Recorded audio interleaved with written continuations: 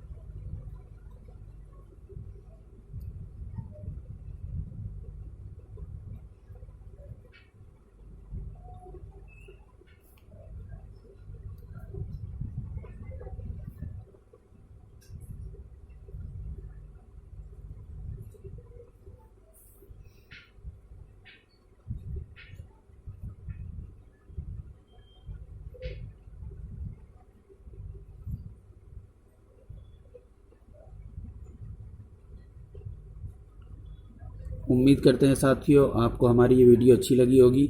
अगर अच्छी लगी है तो सब्सक्राइब ज़रूर कर दें और इंतज़ार करें, इंशाल्लाह एक के बाद दीगर वीडियो हम डालते रहेंगे। आप खूब फ़ायदा उठाइए।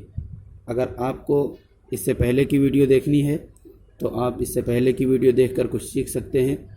अगर आपने हमारे चैनल को अब तक सब्सक्राइब नहीं किया तो ज़रूर सब्सक्राइब कर दें। फिर अगली वीडियो में मिलेंगे इंशाल्लाह। अस्सलामु अलैकुम।